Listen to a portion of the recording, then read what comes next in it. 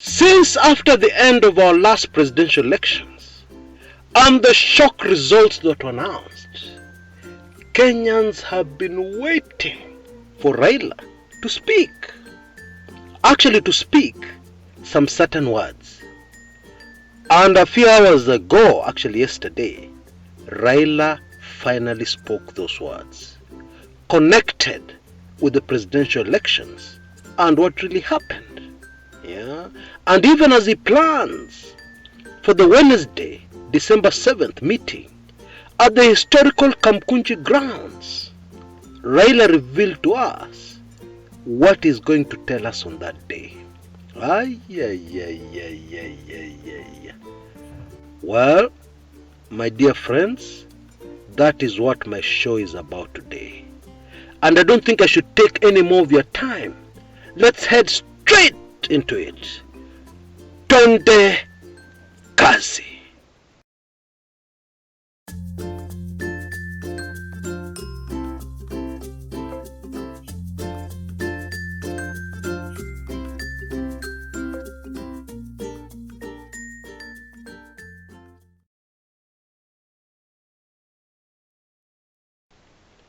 The man called Raila Odinga has a reputation for many things.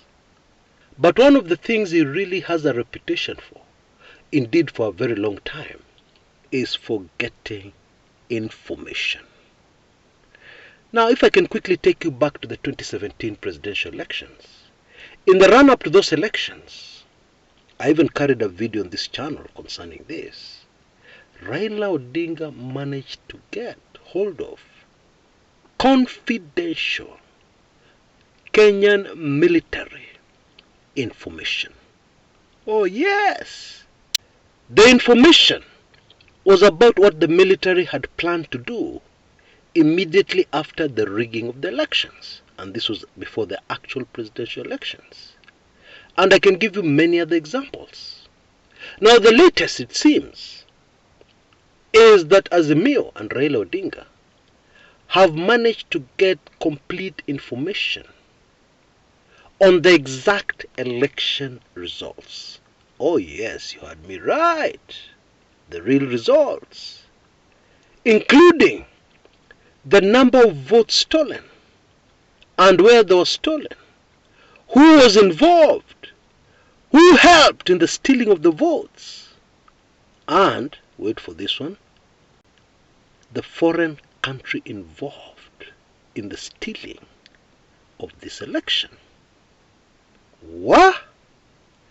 Now, this is what Azimio supporters have been waiting for.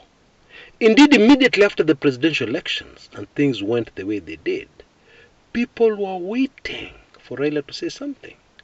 But Raila remained mum. People were waiting for some information from Raila about what happened. Raila said very little. But now finally, Raila has come out and he has promised us this information in full on Wednesday, 7th December 2022. Now here there are huge political implications. Very huge. Humongous, in fact.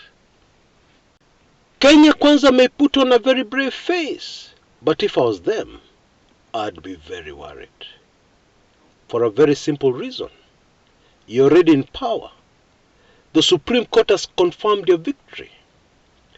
A victory that was very hurriedly announced by the chairman of the IEBC, Wafula Chebukati. We all know that. And many people, including analysts, following the situation very closely, have disputed those results. But nobody has come out with solid figures, solid evidence of what happened. Until now. You know that changes everything. Why does it change everything? Because once this information has been given to Kenyans, Kenyans will need to ask themselves, if this is the truth, if this happened, then it can only mean one thing, that the current government is illegitimate. Now, we know that up to now, President William Samoei Ruto and his regime have been fighting very hard for something called legitimacy. Indeed, this latest controversy over the Cherera 4, wanting to remove them from the IEBC, what is it really about? It is about legitimacy. Because as long as those 4 commissioners who dissented, who did not agree with the results, remain in office, then the issue of the government being legitimate will always be slippery. However, now the matrix has completely changed with this latest announcement from Raila Odinga. And while it is true nobody can predict what will happen tomorrow, nobody knows what will happen tomorrow, one thing we know for sure: things can never be the same again. Please look out for subsequent videos analyzing this in greater detail. But for now, I thought that I should at least give you that heads up. It is a significant, game-changing development in our politics. That is really what it is. Look out for those videos. I'm actually preparing them right now as we speak. So look out for them in the next few hours, in the next few days. Until then, this is Chris Kumekucha. It is that time of the year again. December. It is a time that I dread. I'm sure most of you also dread it. The holiday season, etc., etc. But my reasons for dreading it are different.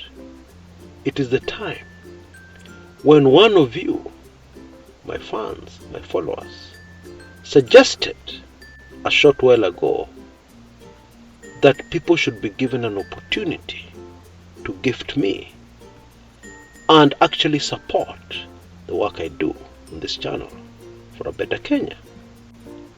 And the reason why I dread this time is that some of us on this channel take this thing very wrongly. First of all, it's voluntary. It comes out of the heart of a person. There's no favorism of those who support me. No. But for those of you, the majority, who appreciate and always without fail support what I do on this channel, I can never thank you enough.